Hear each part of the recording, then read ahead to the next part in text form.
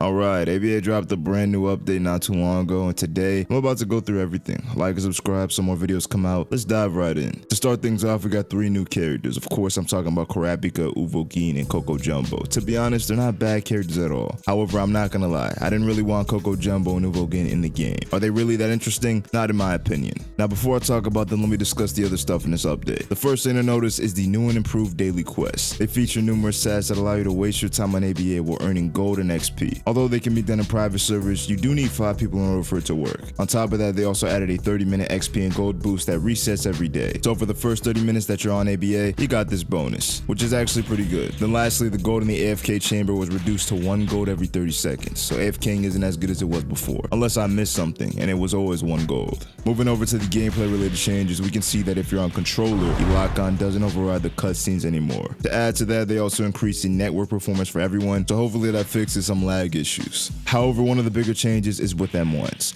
When someone is already getting comboed, your M1 stun is reduced. A little bit random for the timing, but I understand. Feels like this should have already been in the game, yet it's never too late. With that said, moving over to the modifiers, the bubble modifier now does more damage the longer you stay in it. Then a pretty decent change preloads all the character animations so things look more consistent, plus the new community skins got added, and honestly, they're fucking great. However, if you take another look at the progress log, some bugs got fixed. Here are the key bug fixes. You can pause the video if you want. With that said though, the rest of the changes are character specific, just a bunch of balancing, and actually some of them are pretty interesting, so I'm gonna quickly go over them. Starting with Akainu, his magma pillars aren't multi-hit like before, but now deal 40 damage per pillar, although you're never really gonna land all of them. However, Stark can't combo extend with Sunito clones down slam, so that's a pretty significant change for Stark. And with that being said, finally Gon is the last character I'm gonna cover real quick, and he actually has a crazy M1 buff in his mode.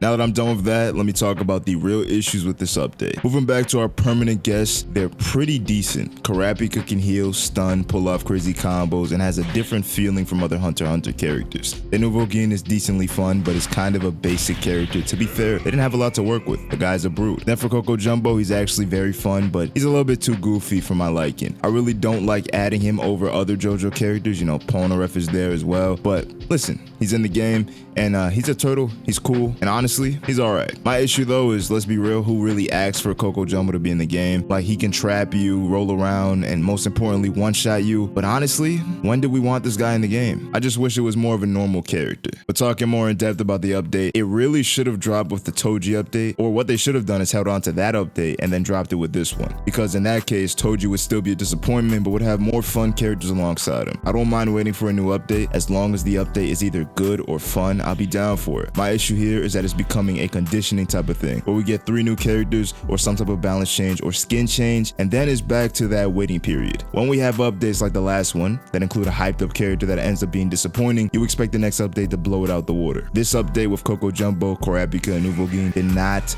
beat the last one by a landslide, and it did not blow it out the water. If this update included Yuaba and Doflamingo, my words would be very different, especially if they're actually good. Like I said 2 months ago, those two have been in the works for a while. I mean, maybe ABA is still working on them, but finally this update, which I'm calling the Coco Jumbo update, is going to be getting a 6 out of 10 for its update rating. Not as disappointing as the last one, but it does lack that big update feel. Not saying every single update has to be big, but I have to be honest, at the very least, the characters should be impactful. I also gotta be real, I'm tired of seeing shit like the rest of the characters from the sneak peek will come out in the next update, because honestly bro, if that's the case, hold on to what you have right now and then drop everything together. Stop doing this fucking piece by piece update bullshit. I'm tired of that shit. Put everything together and drop it as one big update. As long as the characters are interesting, I don't mind waiting for a better quality update rather than a quantity update. In this case, quantity would be better. I mean, we only got 3 characters. However, what I would rather is keep Kurapika, drop Feitan alongside him, and maybe include Polnareff instead of Coco Jumbo. You see, that already sounds like a better update, and it still has the same amount of characters. When you do it how ABA just did, it kind of becomes slop. What slop, you might ask, is something that's not up to the usual quality,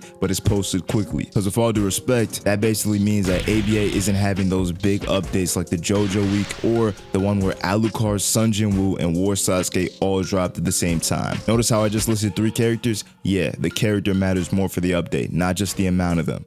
Once again, I'm not saying every single update has to be big. Obviously, there's going to be some lesser ones, but at the very least, try to have the big updates. I don't mind waiting a month or two for a 6-character update, or an update that actually includes these names. You know, Doflamingo, Yuaba, Phaeton, and even Miriam. You know, that's a pretty interesting update, even with just 4 characters. But like I said, if they're not going to give us quality updates, right, and we just get the 3-character usual thing, please give us like a shit ton of maps, give us a shit ton of skins, give us a shit ton of things to work with. They add more content into the game, give us some more new game modes, stuff like that. Because honestly, bro, what's happening to ABA right now is not really the greatest thing of all time. I'm gonna be completely honest, dog. I have not been playing ABA. The reason why is because it's just not as fun as it used to be. Anyways, that's enough yet from me.